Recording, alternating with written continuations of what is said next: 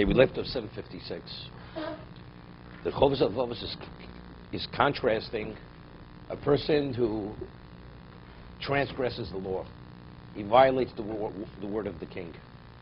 He's worried.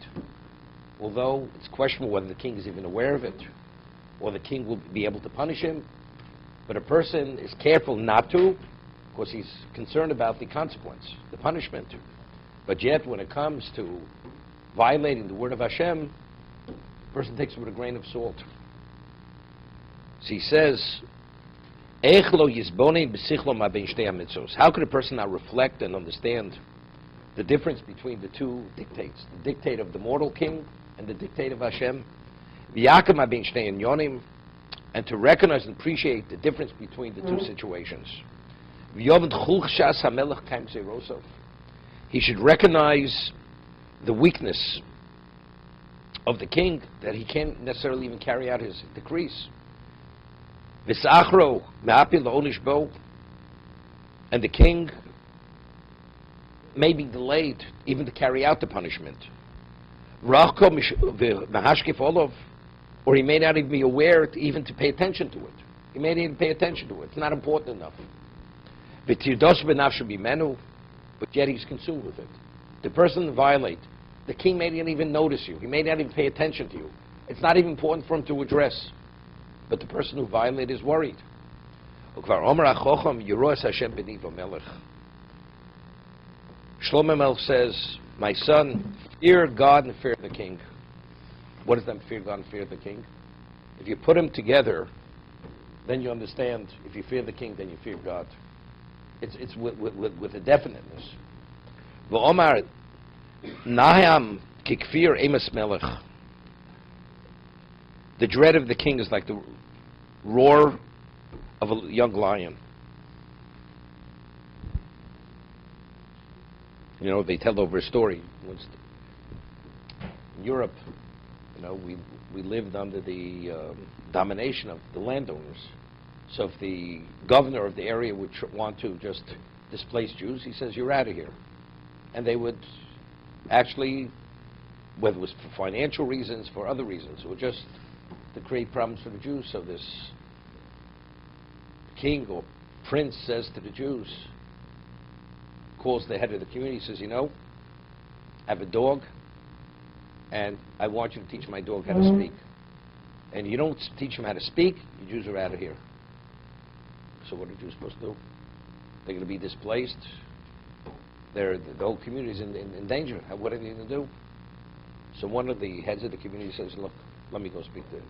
Goes to the prince, says to the prince, we'll work it out. Give us 7 years. 7 years, guarantee you, I'll teach your dog how to speak.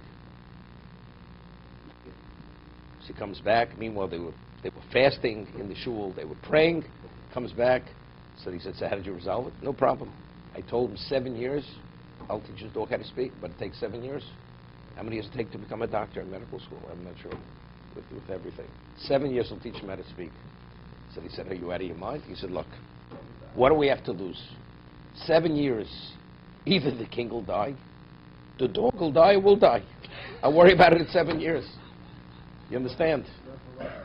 Exactly. So I'm saying, a person, even though all these possibilities are in place, but we're consumed with worry. It may not even be important for the king even to look upon. But yet, we're consumed with worry. You never know how it's going to affect your life. It may destroy your life. When it comes to do the will of Hashem and violate His will, we put it on the back burner and we say, you know, we can live with it. We're not worried about it.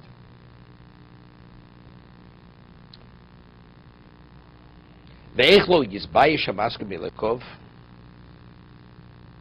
says, how could a person, any degree of intelligence, not be ashamed in the presence of his God? His decree is in effect. It will not be withdrawn unless you do the right thing to make corrections. God continuously gazes. There's nothing which is unknown to God. Nothing will distract Hashem. The Gemara says, Hashem is vatrin, yivatrin chayui. Says Hashem just looks away. Nothing goes unseen. Nothing will prevent Hashem from issuing the what? The punishment. And yet the person is not afraid, not concerned about God's punishment. And he defies him. A person who sins, he's aware God is looking at him. You say, how could you do it? You don't think God knows? Person says, it's irrelevant. So you acknowledge God is aware and simultaneously say it's irrelevant. So what does that mean? Somehow it's a little, it's like an enigma. It's contradictory. If you know it's wrong, it's very often the person speaks Lashon Hara, he says, I know I shouldn't say it, but I'll say it in either case. Right? People say that. So why are you saying it? If you shouldn't say it, don't say it. I know I'm going to be punished for this. So why are you saying it? Does the person really believe he's been punished for it? The answer is yes. But he doesn't reflect on the punishment sufficiently that he understands it's not worth his while to say it. I'll give you an example. There's an expression, people cut off their noses, right? Despite their face. Like a person is upset with his employer. And he knows that if he says what he says, he's going to lose his position. He's going to lose his job. But in anger, he'll say it in either case. But you're a fool. Now you have nothing. What are you gaining by expressing your anger to your boss, to your employee? Nothing. Well, I had to say it. Now, how are you going to support your family? How are you going to make ends meet? But you're a fool. But that's what a human being is. People aren't always logical. They don't behave rationally. That's the reality. Same idea over here. When it comes to other areas, we don't miss a beat. When it comes to in other areas of our life, people behave like fools.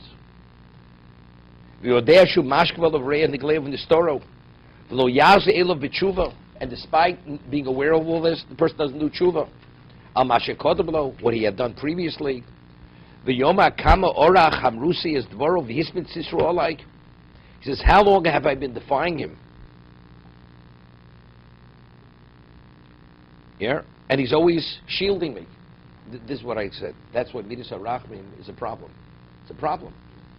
Because Hashem always wants to give us endless chances to make corrections, and we've gotten away with it for so long. He's saying, I understand, but somehow we're going to work it out. We're going to work it out. Person sins, you got Yom Kippur, Baruch Hashem. That's a big tshuva. Person comes to Yom Kippur, got next Yom Kippur. There's always procrastination. There's always the next. I've survived till this point. Now I've survived. I've succeeded. I've thrived. Thank God, everything is good. Okay.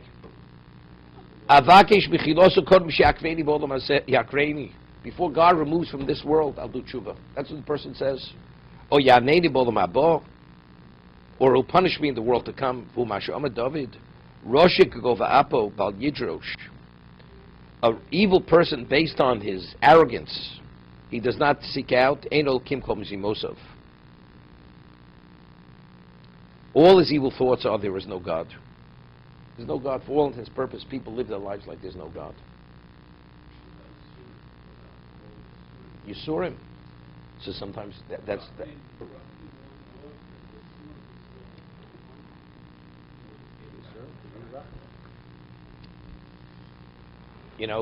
There's an expression, misery loves company. Right? That's what it is. If one person has a problem himself, then he understands he's singled out. But if everybody, there's a downturn in the economy, everybody's having financial problems. Is it you? No, but maybe every one of these people have financial problems. It's their individual problem. But people, they don't process it that way. It's the economy. Everybody is this, It's the pollution. We live near cell towers, and it's known, this is a statistic, if you live within a certain proximity of cell towers, there's certain illnesses. Right? That's what you attribute to. But the people who live near cell towers, they don't die. They don't come down with cancer. So what do you say? He says, it's a statistic. So the question is, because it's all blurred, how does a person see it? We always see ourselves in the best light. It's probably not that. It's not punishment. You think God will punish me? And as a result of that, it takes the edge off of it. And that's what he's saying. That's always the rationalization, justification. It can't be that wrong. Can't be that wrong. What? Well, that's Dainu Emes. That's Dainu Emes. Person has to have something excised, and there's no anesthesia. And they ask the father to hold down his child, and they actually cut the living flesh, and the child is screaming in agony. It appears as cruelty, but ultimately that's rachmin, that's mercy, because unless you cut it out, the child dies. But who understands that? But the best rachim is that you don't have to cut out the tumor, and the person does tshuva. That's the greatest level of rachmin, right? As they say, the two plans. There's the long-term plan, and there's the ultimate plan. That if you don't, benefit from the long-term plan, then God has to do what he has to do at the end of the day, which is the serious thing, procedure, to be continued.